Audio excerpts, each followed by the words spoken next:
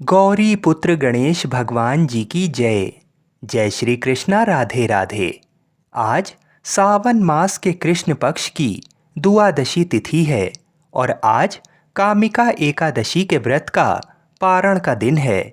यानी जिन लोगों ने कल कामिका एकादशी का व्रत रखा था वे आज अपना व्रत खोलेंगे।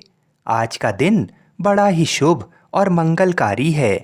एकादशी के व्रत के पारण के दिन तुलसी माता और लक्ष्मी माता की कथाओं को सुनने से ही व्रत पूर्ण माना जाता है और समस्त मनोकामनाएं पूर्ण होती हैं।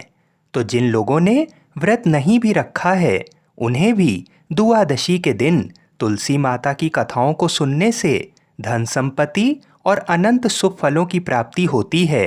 तो आइए भगवान श्री लक्ष्मी नारायण जी के चरणों का ध्यान करते हुए इन कथाओं को सुनते हैं। किंतु एक बात का विशेष ध्यान रखिएगा कि इन कथाओं को पूरा अवश्य सुनिएगा। आधी अधूरी कथाओं को सुनने से पूर्ण फल प्राप्त नहीं होता है। बोलिए श्री राधा कृष्ण भगवान की जय। बोलिए श्री यमुना माता की जय। तुलसी महारानी नमो नमो, हरि की पटरानी नमो नमो। आइए सुनते हैं तुलसी माता की संपूर्ण कथाएं।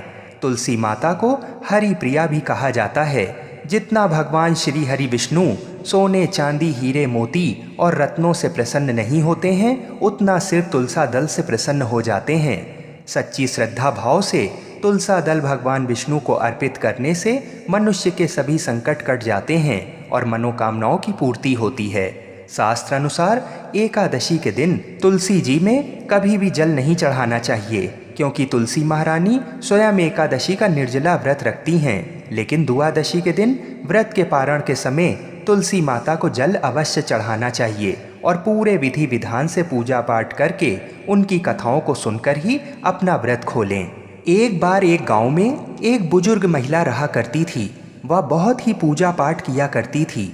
वह रोज तुलसी माँ की पूजा करती थी और वह बुजुर्ग महिला रोज तुलसी माता से कहती, हे तुलसी माँ, तुम मुझे बहू दे, पीताम्बर की धोती दे, मीठा मीठा घास दे, बैकुंठ में वास दे, चटक की चाल दे, पटक की मौत दे, चंदन का काठ दे, रानी सा काज दे, दाल भात का भोजन दे, ग्यारस की मौत दे और कृष्ण जी का कंधा दे।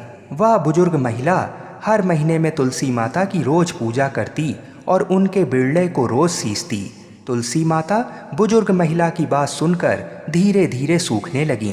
तभी भगवान श्री कृष्ण जी ने देखा कि तुलसी माता सूख रही हैं और तभी एक दिन भगवान श्री कृष्ण तुलसी माता जी के पास प्रकट हुए और भगवान श्री कृष्ण जी ने तुलसी माता से पूछा, तुम क्यों सूख रही हो? सभी महिलाएं तुम्हारी पूजा करती हैं और तुमको रोज सींचती हैं, लेकिन फिर भी तुम सूखती जा रही हो, इसका कारण क्या है?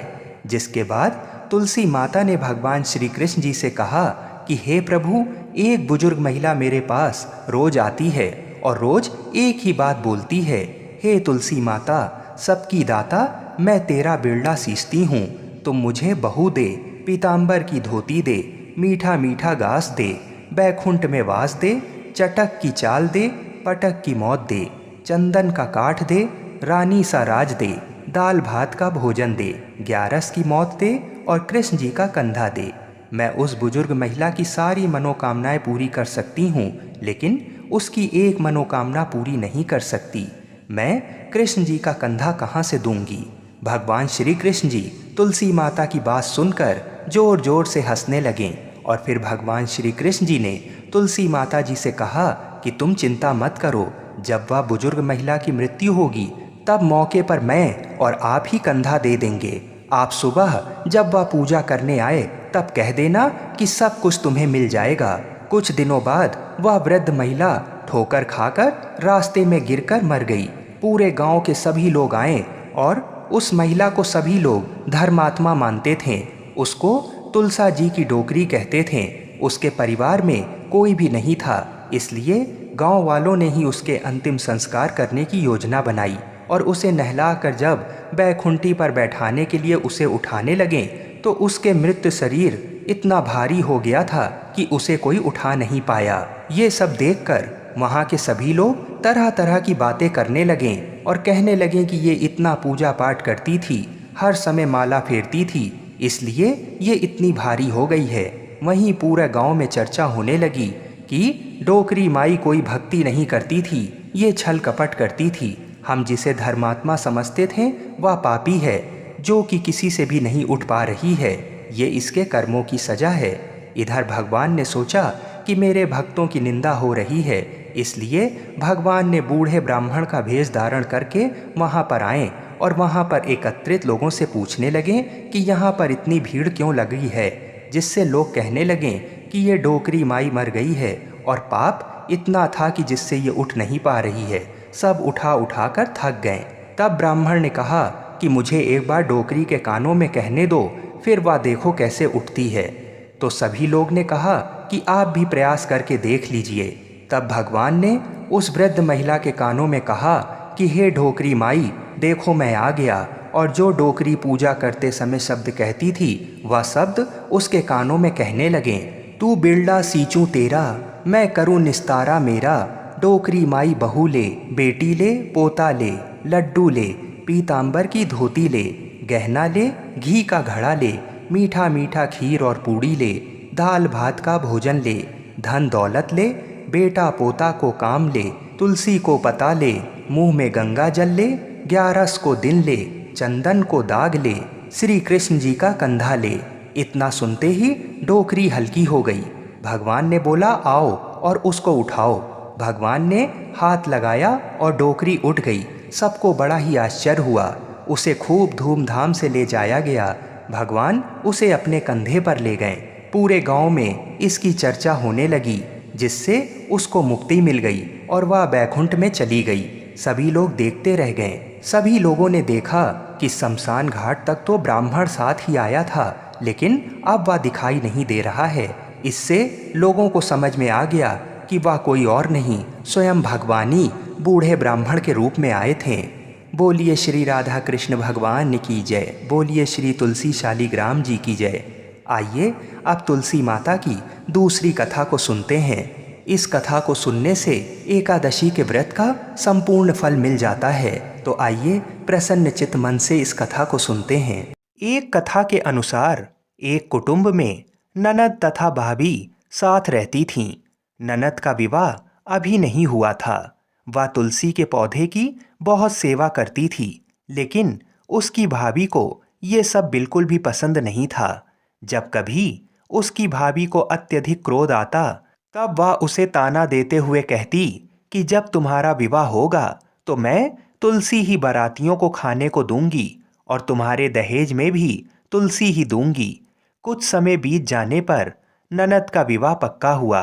विवाह के दिन भाभी ने अपनी कथनी के अनुसार बारातियों के सामने तुलसी का गमला फोड़ दिया और खाने के लिए कहा।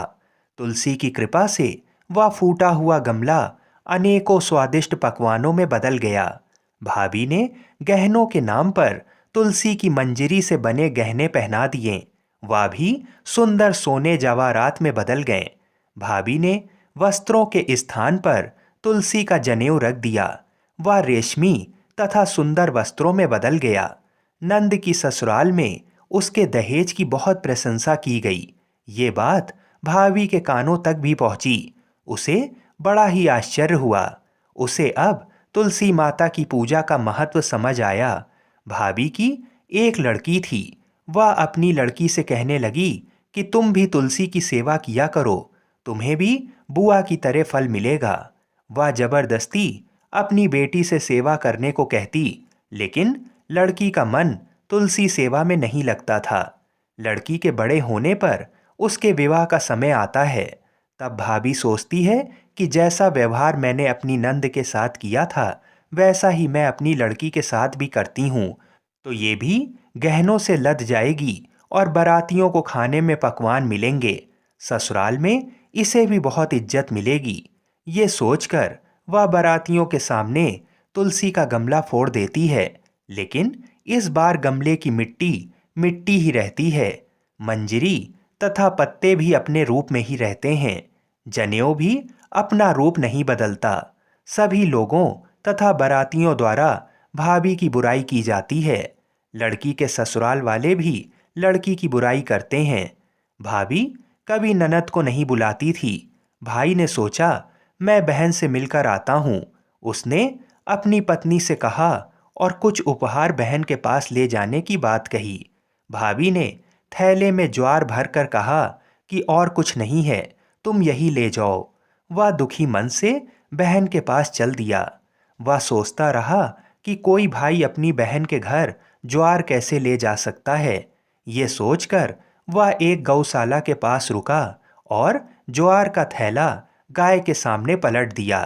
तभी गाय पालने वाले ने कहा कि आप गाय के सामने हीरे मोती तथा सोना क्यों डाल रहे हो।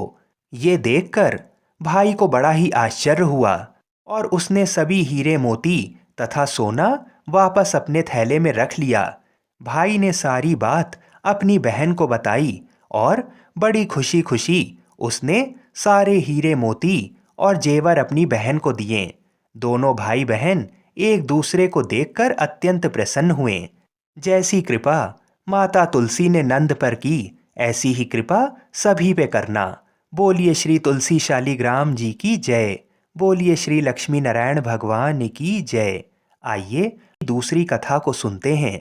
इस कथा को पूरा सुनने से सभी मनोकामनाएं पूर्ण हो जाती हैं। सावर्णी मुनि की पुत्री तुलसी अपूर्व सुंदरी थीं। उनकी इच्छा थी कि उनका विवाह भगवान नारायण के साथ हो। इसके लिए उन्होंने नारायण पर्वत की घाटी में स्थित बद्री वन में घोर तपस्या की। दीर्घकाल तक तपस्या के उपरांत ब्रह्मा जी ने प्रसन्न होकर दर्शन दिया और वर मांगने को कहा। तुलसी जी ने कहा, सृष्टिकर्ता ब्रह्मदेव, आप अंतर्यामी हैं, सबके मन की बात जानते हैं। फिर भी मैं अपनी इच्छा आपको बताती हूँ। मैं चाहती हूँ कि भगवान श्री नारायण मुझे पति के रूप में मिलें। ब्रह्मा जी ने कहा, तुम्हारा अभीष्ट तुम्हें अवश्य मिलेगा। अपने पूर्व जन्म में किसी अपराध के कारण तुम्हें श्राप मिला है। इसी प्रकार भगवान श्री नारायण के एक पार्षद को भी दानव कुल में जन्म लेने का श्राप मिला है। दानव कुल में जन्म लेने के बाद भी उसमें नारायण का अंश विद्यमान रहेगा। इसलिए इस जन्म में पूर्व जन्म के पाप के शमन के लिए संपूर्ण नारायण तो नहीं, नारायण के अंश से युक्त दानव कुल जन्म में उस शापग्रस्त पार्षद से तुम्हारा विवाह होगा। श्राप मुक्त होने पर भगवान श्री नारायण सदा सर्वदा के लिए तुम्हारे पति हो जाएंगे। तुलसी जी ने ब्रह्मा के इस वर को स्वीकार किया, क्योंकि मानव कुल में जन्म के कारण उसे मायावी भोग तो भोगना ही था। तुलसी बद्री वन में ही रहने लगी। नारायण का वह पार्षद दानव कुल में शंखचूर्ण के नाम से पैदा हुआ था। कुछ दिनों के बाद वह भ्रमण करता हुआ बद्री वन में आया। यहाँ तुलसी को देखते ही वह उस पर मुग्ध हो गया। तुलसी जी के सामने उसने अपने साथ विवाह करने का प्रस्ताव रखा। इतने में ही वहां ब्रह्मा जी आ गए और तुलसी से कहा, तुलसी, शंखचूर्ण को देखो, कैसा देवोपम इसका स्वरूप है। दानव कुल में जन्म लेने के बाद भी लगता है जैसे इसके शरीर में नारायण का वास हो। तुम प्रस्ताव को साहर्ष स्वीकार कर लो। तुलसी को भी लगा कि उसकी तपस्या पूर्ण हुई, उसे इच्छित फल मिला है। शंखचूर्ण के साथ उसका गंधर्व विवाह हो गया और वह शंखचूर्ण के साथ उसके महल में पत्नी बनकर आ गई। शंखचूर्ण ने अपनी परम सुंदरी सती साध्वी पत्नी तुलसी के साथ बहुत दिनों तक राज्य किया। उसने अपने राज्य का इतना विस्तार किया कि देवलोक तक उसके अधिकार में आ गया। स्वर्ग का सुख भोगने वाले देवताओं की दशा भिखारियों जैसी हो गई। शंखचूर्ण किसी को कष्ट नहीं देता था, पर अधिकार और राज्य छिन जाने से सारे देवता मिलकर ब्रह्मा, विष्णु और शिव जी की सभा में गए तथा अपनी विपत्ति सुनाई। ब्रह्मा जी ने कहा, तुलसी परम साध्वी है, उसका विवाह शंखचूर्ण से मैंने ही कराया था। शंखचूर्ण को तब तक नहीं हराया या मारा जा सकता जब तक तुलसी को ना छला जाए। विष्णु जी ने कहा, शंखचूर्ण पूर्व जन्म में मेरा पार्षद था। श्राप के कारण उसे दैत्य कुल में जन्म लेना पड़ा। इस जन्म में भी मेरा अंश उसमें व्याप्त है। साथ ही तुलसी के पतिव्रत धर्म से वह अजय है। फिर देवताओं की सहमति से भगवान शिव ने शंखचूर्ण के पास संदेश भेजा कि या तो वह देवताओं का राज्य लौटा दे या फिर उनसे युद्ध करे। शंखचूर्ण भगवान शिव के पास पहुंचा। उसने कहा, देव आदि देव, आपके लिए देवताओं का पक्ष लेना उचित नहीं है। राज्य बढ़ाना हर राजा का कर्तव्य है। मैं किसी को दुखी नहीं कर रहा हूँ। देवताओं से कहिए वे मेरी प्रजा होकर रहें। मैंने आपका भी कोई अपकार नहीं किया है। हमारा आपका युद्ध शोभा नहीं देता। अगर आप हार गए तो बड़ी लज्जा की बात होगी। मैं हार गया तो आपकी कीर्ति बहुत अधिक नहीं बढ़ेगी। भगवान शंकर हंसने लगे। वे तो सब रहस्य समझते थे। तुलसी और शंखचूर्ण के पूर्व जन्म के श्राप की अवधि लगभग पूरी हो चुकी थी। शिव जी बोले, इसमें कीर्ति और लज्जा की बात नहीं है। तुम देवों का राज्य लौटाकर उन्हें उनके पद पर प्रतिष्ठित होने दो। युद्ध से बचने का यही एक उपाय है। शंखचूर्ण ने कहा, मैंने युद्ध के बल से देवलोक जीता है। कोई उसे युद्ध के द्वारा ही वापस ले सकता है। ये मेरा अंतिम उत्तर है। अब मैं जा रहा हूँ। ऐसा कहकर शंखचूर्ण चला गया। उसने अपनी पत्नी तुलसी को सारी बात बताई और कहा, कर्म भोग सब काल सूत्र में बंधा है। जीवन में हर्ष शोक भय सुख दुख मंगल अमंगल काल के अधीन है। हम तो केवल निमित्त मात्र हैं। संभव है भगवान शिव देवों का पक्ष लेकर मुझसे युद्ध करें। तुम चिंता मत करना। तुम्हारा सती तेज मेरी रक्षा करेगा। दूसरे दिन भगवान शंकर के नेतृत्व में देवताओं ने युद्ध छेड़ दिया। शंखचूर्ण ने भीषण बाणों की वर्षा कर उनका वेग रोका। उसके प्रहार से देवता डगमगाने लगे। उसने दानवी शक्ति का प्रयोग करके मायावी युद्ध आरंभ किया। युद्ध स्थल पर वह किसी को दिखाई नहीं देता था, पर उसके अस्त्र शस्त्र प्रहार कर देवों को घायल कर रहे थे। देवगण अपने अस्त्र चलाएं तो किस पर चलाएं, क्योंकि कोई शत्रु सामने था ही नहीं। कई दिनों तक इस तरह भयंकर युद्ध चला। शंखचूर्ण पराजित नहीं हुआ। तब शिव जी ने विष्णु जी से कहा, हे विष्णु जी, कुछ उपाय करो, अन्यथा मेरा तो सारा यश मिट्टी में मिल जाएगा। भगवान विष्णु ने सोचा, बल से तो शंखचूर्ण को हराया नहीं जा सकता, इसलिए छल का सहारा लेना होगा। उन्होंने तुरंत अपना स्वरूप शंखचूर्ण के जैसा बनाया और अस्त्र शस्त्र से सज्जित हो तुलसी के पास आए। बोले, हे प्रिय, मैं युद्ध जीत गया हूँ। सारे देवता भगवान शंकर समेत हार गए हैं। इस खुशी में आओ मैं तुम्हें अंग से लगा लूं। पति को प्रत्यक्ष खड़ा देख तथा विजय का समाचार सुनकर वह दौड़कर मायावी शंखचूर्ण के गले से लिपट गईं। इस प्रकार पति पत्नी दोनों ने आलिंगन हो खूब खुशी मनाई। पर पुरुष के साथ इस प्रकार के व्यवहार से उसका सती तेज नष्ट हो गया। उसका सती तेज जो शंखचूर्ण की कवच के रूप में रक्षा कर रहा था, वह कवच नष्ट हो गया। शंखचूर्ण शक्तिहीन हो गया। ये जानते ही भगवान शंकर ने अपने त्रिशूल से प्रहार किया। त्रिशूल के लगते ही शंखचूर्ण जलकर भस्म हो गया। शंखचूर्ण की मृत्यु को जानकर विष्णु जी अपने असली स्वरूप में आ गए।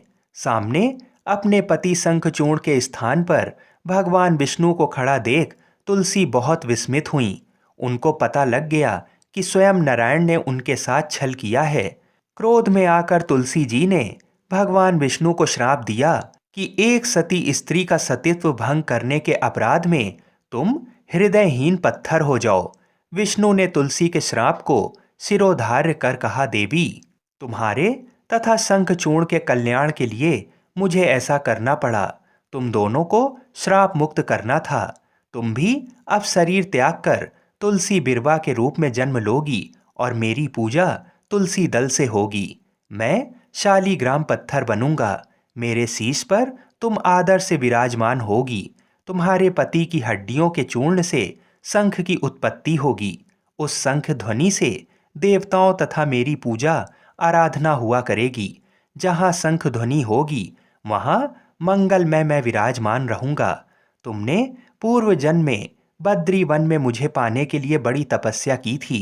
अब अगले जन्म में मैं नारायण प्रस्तर के रूप में बद्रीनाथ वन में स्थापित होऊंगा और मेरी पूजा अर्चना फल फूल से ना होकर तुम्हारे तुलसी दल से होगी। मेरे शीश पर विराजमान होकर तुम मुझसे भी ऊंचा पद प्राप्त करोगी। बोलिए श्री तुलसी शालिग्राम भगवान की जय। बोलिए श्री बद्रीनाथ भगवान की जय। आइए अब तुलसी माता और भगवान गणेश की कथा को सुनते हैं। इस कथा को सुने बिना तुलसी विवाह व्रत पूर्ण नहीं माना जाता। एक समय नवयौवना संपन्ना तुलसी देवी नारायण परायण होकर तपस्या के निमित्त से तीर्थों में भ्रमण करती हुई गंगा तट पर पहुंची। वहां पर उन्होंने गणेश जी को देखा, जो कि तरुण युवा लग रहे थे।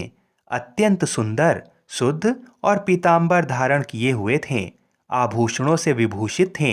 सुंदरता जिनके मन का अपहरण नहीं कर सकती, जो कामना रहित, जितेंद्रियों में सर्वश्रेष्ठ, योगियों के योगी तथा जो श्री कृष्ण की आराधना में ध्यानरत थे।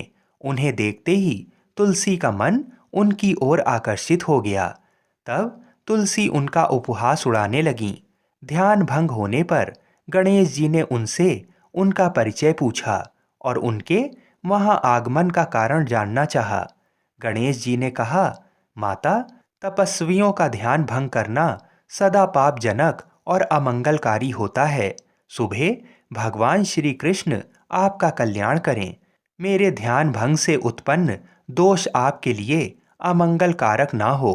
इस पर तुलसी जी ने कहा, प्रभु, मैं धर्मात्मज की कन्या हूँ और तपस्या में संलग्न हूँ। मेरी ये तपस्या पति प्राप्ति के लिए है, अतः आप मुझसे विवाह कर लीजिए। तुलसी की ये बात सुनकर बुद्धि श्रेष्ठ गणेश जी ने उत्तर दिया, हे माता, विवाह करना बड़ा भयंकर होता है। मैं ब्रह्मचारी हूँ। विवाह तपस्या के लिए नासक, मोक्ष द्वार के रास्ते बंद करने वाला, भव बंधन की रस्सी, संशयों का उद्गम स्थान है। अतः आप मेरी ओर से अपना ध्यान हटा लें और किसी अन्य को पति के रूप में तलाश करें। तब कुपित होकर तुलसी ने भगवान गणेश को श्राप देते हुए कहा कि आपका विवाह अवश्य होगा। ये सुनकर शिवपुत्र गणेश ने भी तुलसी को श्राप दिया, देवी, तुम भी निश्चित रूप से असुरों द्वारा ग्रस्त होकर वृक्ष बन जाओगी। इस श्राप को सुनकर तुलसी जी ने व्यथित होकर भगवान श्री गणेश की वंदना की। तब प्रसन्न होकर गणेश जी ने तुलसी से कहा, हे मनोरमे, तुम पौधों की सारभूता बनोगी और समयांतर से भगवान नारायण की प्रिया बनोगी। सभी देवता आपसे स्नेह रखेंगे, परंतु श्री कृष्ण के लिए आप विशेष प्रिय रहेंगी। आपकी पूजा मनुष्यों के लिए मुक्तिदायिनी होगी तथा मेरे पूजन में आप सदैव त्याज्य रहेंगी। ऐसा कहकर गणेश जी पुनः तप करने चले गए। इधर तुलसी देवी दुखित हृदय से पुष्कर में जा पहुंची और निराहार रहकर तपस्या में संलग्न हो गईं। तत्पश्चात गणेश जी के श्राप से वह चिरकाल तक शंखचूर्ण की प्रिय पत्नी बनी रहीं। जब शंखचूर्ण शंकर जी के त्रिशूल से मृत्यु को प्राप्त हुआ तो नारायण प्रिया तुलसी का वृक्ष रूप में प्रादुर्भाव हुआ। इस कथा में बताई गई वजह से ही भगवान श्री गणेश की पूजा में तुलसी निषिद्ध मानी गई हैं, किंतु तुलसी माता को समस्त पूजन कर्मों में प्रमुखता दी जाती है। साथ ही मंदिरों में चरणामृत में भी तुलसी जी का प्रयोग होता है तथा ऐसी कामना होती है कि ये अकाल मृत्यु को हरने वाली तथा सर्व व्याधियों का नाश करने वाली हैं। माँ महालक्ष्मी की बड़ी ही दुर्लभ कथा, तो इन कथाओं को बड़ी ही श्रद्धा और प्रसन्नचित मन से पूरा अवश्य सुनिएगा। सौराष्ट्र में एक समय भद्रश्रवा नाम के राजा थे। वे बड़े पराक्रमी राजा थे। 4 वेद, 6 शास्त्र, 18 पुराणों का उन्हें ज्ञान था। उनकी रानी का नाम सूरज चंद्रिका था। रानी दिखने में सुंदर और सुलक्षणा थीं तथा पतिव्रता भी थीं। उन दोनों को 7 पुत्र तथा उसके बाद एक कन्या का वरदान मिला था। कन्या का नाम श्यामबाला था। एक बार महालक्ष्मी जी के मन में आया कि जाकर उस राजा के राजप्रसाद में रहें। इससे राजा को दुगनी धन दौलत की प्राप्ति होगी और वह इस धन दौलत से अपनी प्रजा को और सुख दे पाएगा। गरीब के घर अगर रहें और उसे धन दौलत प्राप्त हो तो वह स्वार्थी की तरह केवल अपने ऊपर ही खर्च करेगा। ये सोचकर श्री महालक्ष्मी जी ने बूढ़ी ब्राह्मण स्त्री का रूप धारण किया। हाथ में लाठी लिए लाठी के सहारे रानी के द्वार तक पहुंची। यद्यपि उन्होंने बूढ़ी औरत का रूप धारण किया था, पर उनके चेहरे पर देवी का तेज था।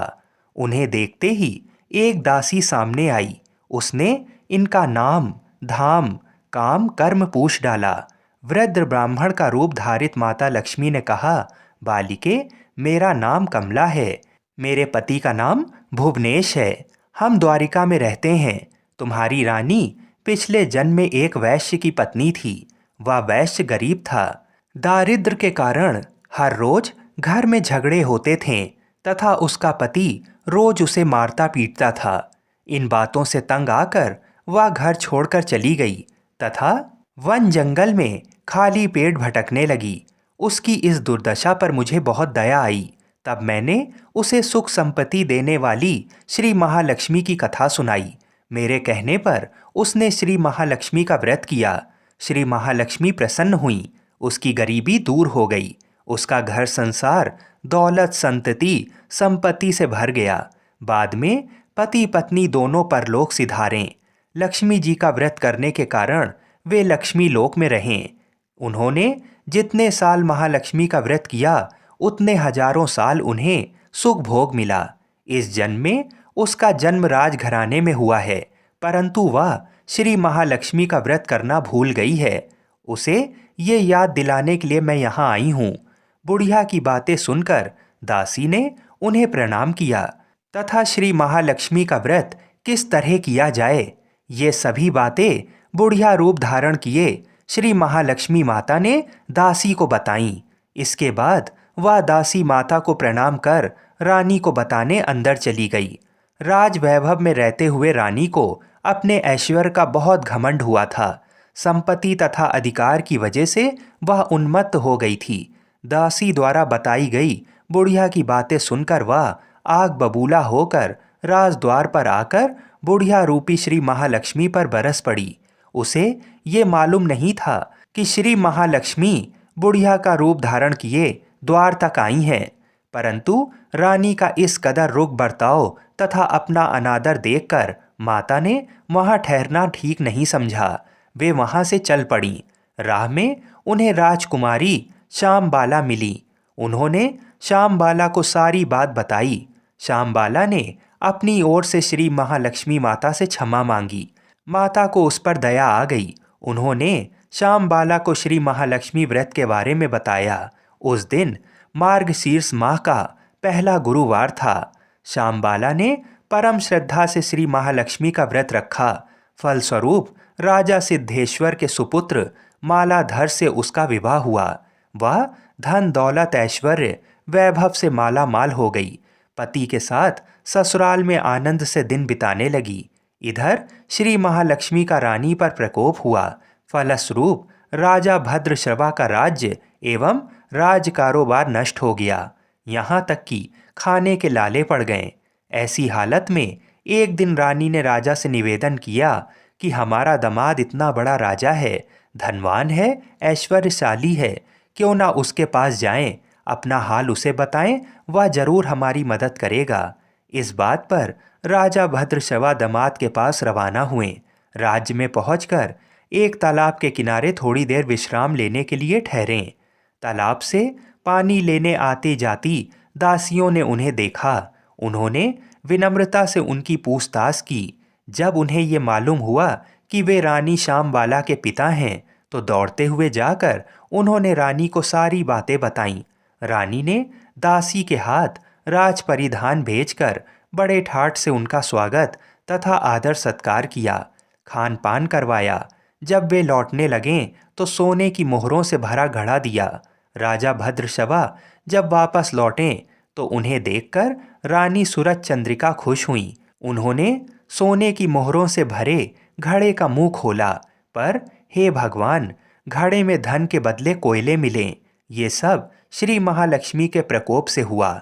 इस प्रकार दुर्दशा में और कई दिन बीत गए। इस बार रानी स्वयं अपनी कन्या के पास गई। वह दिन मार्गशीर्ष माह का अंतिम गुरुवार था। श्यामबाला ने श्री महालक्ष्मी का व्रत किया, पूजा की, अपनी माता से भी व्रत करवाया। इसके बाद रानी अपने घर आई। श्री महालक्ष्मी का व्रत रखने पर उसे फिर से अपना राजपाट, धन दौलत, ऐश्वर्य प्राप्त हुआ। वह फिर से सुख शांति आनंदमय जीवन बिताने लगी। कुछ दिनों बाद राजकन्या श्यामबाला अपने पिता के घर आईं। उसे अपने घर देखकर सूरज चंद्रिका को पुरानी बातें याद आईं।